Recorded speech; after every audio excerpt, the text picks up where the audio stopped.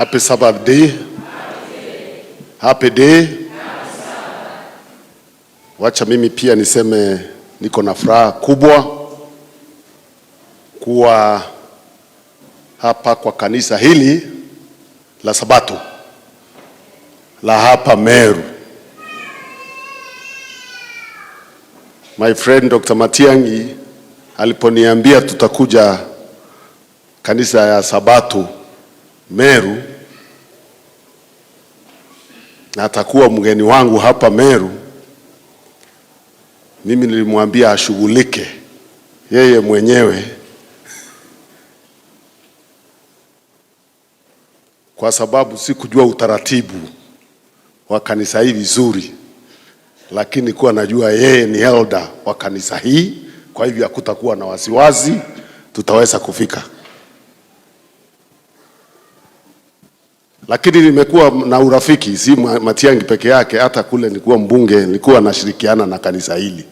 Sio ati hatuna ushirikiano, lakini nilikuwa najua status yake kwa kanisa hii inatosheleza yeye kutuambia vile tutafika na ni kanisa gani tutafika hapa. Kwa hivyo tuna furaha kuwa hapa leo.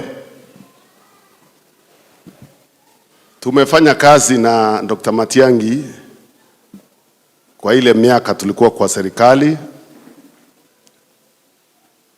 Alikuwa waziri kwa wizara kadhaa, mnakumbuka hivyo.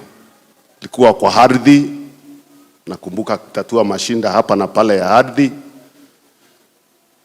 Elimu, anajulikana sana kwa elimu, kwa sababu tulikuwa na mashinda mengi kwa elimu. Mitihani Kenya ilikuwa imekuwa kitu ya kununua Ikomba market.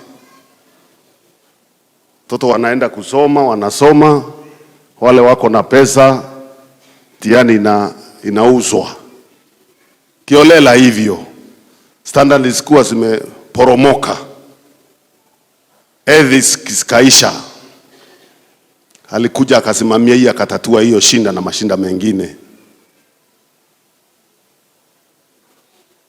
Pia serikali ilikuwa na mashinda kwa sababu ya mambo fulani vile ilikuwa. President Uhuru akamchagua kuwa chairman wa coordinating committee ya cabinet. Na hiyo kazi ilikuwa kitasema vile iko msaidizi mkuu kwa serikali, unajua ni nani kwa katiba ya Kenya. Lakini hiyo kazi ilikuwa imepata shinda. Yeye akapewa hiyo kazi, mimi nikiwa waziri huko, akakoordinate sisi vizuri, tukaweza kuchapa kazi vizuri sana, tukatatua mambo mengi. Kwa nini nasema hivyo? Nimesema hivyo tu kwa sababu leo tumefunzwa mambo ya kuinuliwa, si ndio? Na Mungu anaweza kukuinua, tumeelezwa vizuri, na ni kweli, kutoka position yoyote akuinue ufike mahali fulani.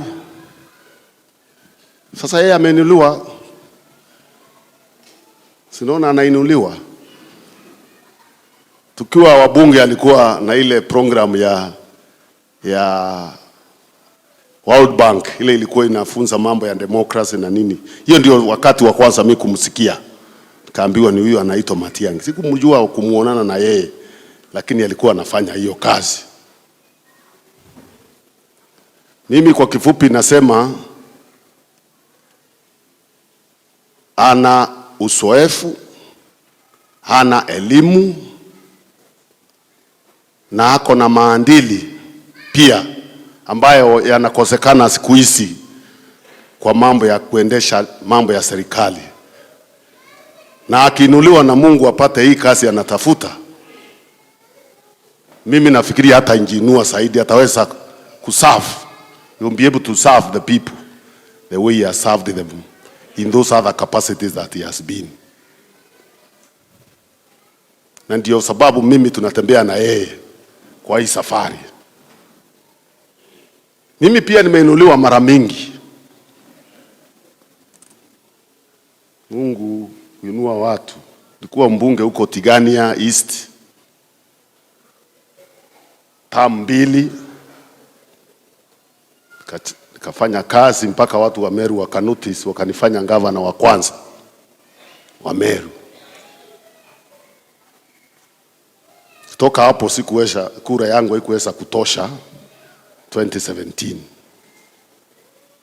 kwa mambo mengi hapa na pale.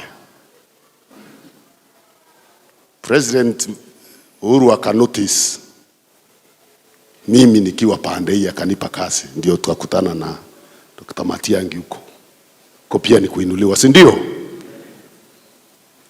Sasa mimi natafuta kurundi kwa hiyo kazi ya gavana kwa tamu hii inakuja. Ndio sasa tumefanya urafiki wa karibu. Mimi nijaribu kumsaidia kupata kura pande hii niko, si ndio? Tusaidiane kwa vyama hivyo vyetu viwili, amesema chama ya PNU na chama ya Jubilee. Ndio unaona tuko na hizo timu mbili hapa siku ya leo. Hayo upande niko kwa laini. Niko kwa laini, sitaki kupiga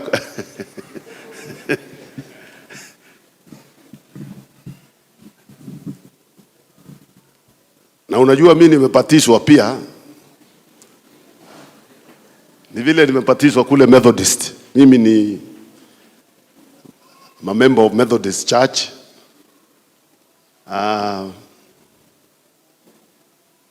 Kwa hivyo hiyo ndio kazi tuko saa hii, na tukuja tu kuwa tuombe na nyinyi pamoja, Mungu aweze kutusaidia na kutuinua na kutubariki tuweze kufika kufanya hiyo kazi. Kuna changamoto mingi kwa nchi yetu na tunafurahi kila wakati tunaombea nchi yetu. Lazima tuendelee kuomba, kwa sababu hata kama tutatatua sisi wenyewe kutumia maarifa yetu na kura zetu, pia tutahitaji nguvu ya Mungu kutatua yao mashinda. Kama shinda ya elimu, nigusia hiyo elimu, alikuwa amefanya kazi. Kizunguka huku unakuta mambo yamekuwa makubwa sana. Mashule hayapati pesa ya kutosha. Unasikia sasa hata kuna mashule yamefunga kwa sababu budget ile wako, ile pesa wamepata kwa shule ile ilikuwa inaitwa capitation ilikatwa, shule zinafunga before the term ends. Principals in schools, most of them are struggling to make the schools run under very, very difficult circumstances. Some are even resigning. You have many friends we have turned who have resigned. Wanasema mimi, this one I can't handle. Because unaambiwa endesha shule. Sasa utaendesha namna gani kama resources zile zinahitajika asiko? Zile zilikuwa zinapeanwa. Budget ya education haijaenda chini. In fact wale wanajua budget inaenda ikienda juu. Lakini ile inafikia kasi ile inahitajika ifanyike kwa mashule, kwa university, kwa institution zile zingine ambazo zinahitaji pesa ni kidogo, imeenda chini. Hiyo inaenda chini, budget inaenda juu. Hiyo ni sekta ya elimu tu. Nikienda kwa afya tunakuta changamoto kama hizo. Nikienda kwa utendakaji kule kwingine changamoto kama hizo. Kwa wafanyikazi wa Kenya, mishahara nusu ya mshahara yao inaenda kwa kulipa ushuru. Nusu.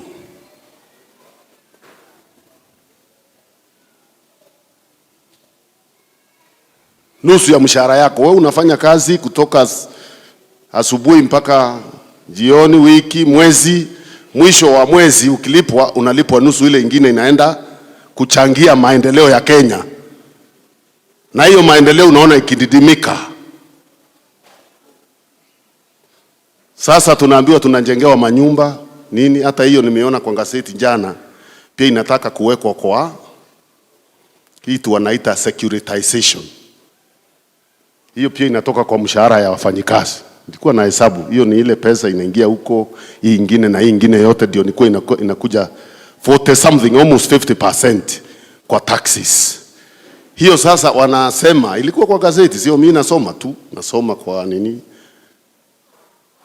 Wanasema ndio wakamilishe manyumba ile wanajengea sisi ya affordable.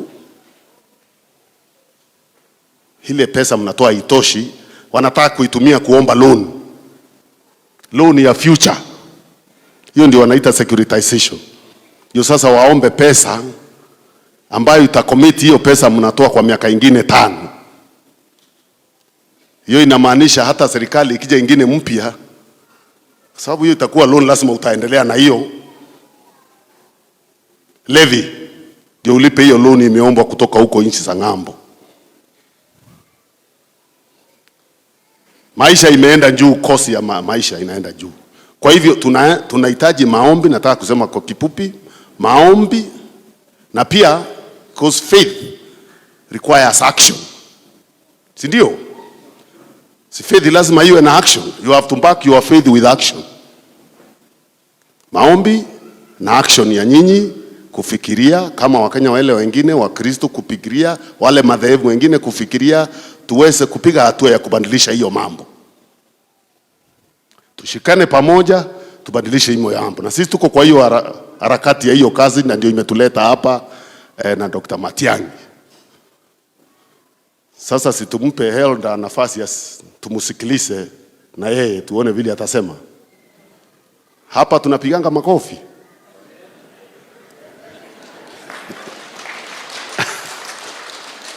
Si hiyo ni appreciation, si ndio? Kidogo. Asante, karibu daktari.